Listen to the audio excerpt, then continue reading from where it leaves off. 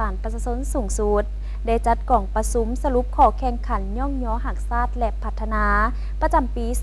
2024 พร้อมทางวางทิศทางแผนการปี 2025 กล่องประชุมจัดขึ้นวันที่ 13 พฤษภาคม 2025 โดยการเป็นประธานของศาสตราจารย์ปริญญาเอกนางเวียงทองศรีพันดรประธานศาลประชาชนสูงสุดมีรองประธานหัวหน้าห้องการหัวหน้ากรมหัวหน้าคณะศาลผู้พิพากษาและพนักงานอ้อมข้างเข้าร่วมท่านนางแก้วหล่าวงคำสอนห้องหัวหน้ากรมจัดตั้งพนักงานศาลประชาชนสูงสุดได้กล่าวว่าในระยะผ่านมาศาลแม้นได้เอาใจใส่ในการบำรุงก่อสร้างสอบเสงเหลื่อนสั้นบรรจุซับซ้อนผู้พิพากษาเข้าใส่ศาลประชาชนแต่ละคันให้เป็นระบบครบสุดไหลขึ้นการพิจารณาตัดสินและพิพากษาคดีมีความถูกต้องเป็นธรรมการพิจารณาตัดสินคดีโดยผู้พิพากษาผู้เดียวได้ทำการจัดตั้งปฏิบัติตามกฎหมายกำหนดไว้ได้ประเมินผลการจัดตั้งปฏิบัติกฎหมายว่าด้วยศาลประชาชนและกฎหมายว่าด้วยการดำเนินคดีแพ่งได้ค้นคว้าสร้างและปรับปรุงนิติกรรมที่พัวพันกับการจัดตั้งและการเคลื่อนไหวของศาลประชาชนเฮ็ดให้การเคลื่อนไหวเวียกงานของศาลประชาชนแต่ละคันดีขึ้นกว่าเก่าและได้จัดตั้งปฏิบัติขบวนการแข่งขันย่องย่อหักศาสตร์และพัฒนาคือได้เฮ็ดให้ผู้พิพากษาพนักงานรัฐกรของศาลประชาชนมีคุณธาตุการเมืองคุณสมบัติศีลธรรมปฏิวัติมีจรรยาบรรณจริยธรรมนักแน่นยึดมั่นอุดมการณ์ของศาลอย่างถูกต้องมีจิตใจหับไส้ประชาชนอย่างแท้จริงพร้อมทั้งยกสูงความสามารถทางด้านวิชาเฉพาะวิชาการกฎหมายเพื่อรับประกันให้การเคลื่อนไหวปฏิบัติหน้าที่ตัดสินพิพากษาคดีมีความว่องไวโปร่งใสในทุกขั้นตอนถูกต้องตามกฎหมายและความเป็นจริงไปสู่กันปรับปรุงและยกสูงคุณภาพในการดำเนินคดีของศาลขั้นต้นและขั้นอุทธรณ์ให้รับประกันความถูกต้องตามกฎหมายและหลักฐานตัวจริง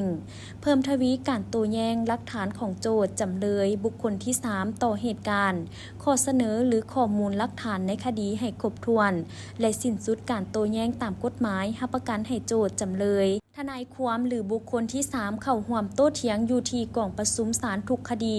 และถือเอาการโต้แย้งโต้เถียงเป็นบอนอิงในการตัดสินพิพากษาให้ละเอียดจัดแจ้งและถูกต้องการเขียนคำตัดสินคำพิพากษาคดีของศาลให้ถูกต้องตามหลักการเหตุการณ์ตัวจริงของคดีและกฎหมายพร้อมทั้งเอาใจใส่ปฏิบัติสิทธิในการแนะนำและกวดกายอย่างถูกต้อง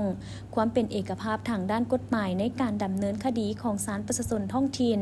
และศาลทหารคนคว้าพิจารณาแก้ไขคดีที่เข้ามาศาลขั้นต้น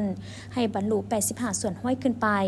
อัตราการขออุทธรณ์บ่ให้เกิน15ส่วนห้อยคู่ความเห็นดีตามคำตัดสินหรือคำพิพากษาของศาลที่ใช้ได้อย่างเด็ดขาดกว่าเปอร์เซ็นต์สูงขึ้นกว่าปีที่ผ่านมา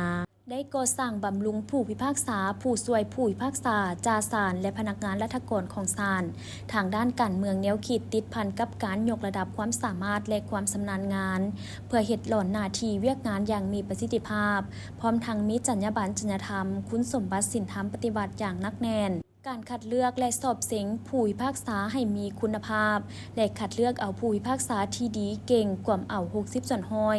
ของจำนวนผู้พิพากษาที่ได้รับการประเมินได้ติดตามกวดกาการปฏิบัติหน้าที่และการประพฤติของผู้พิพากษา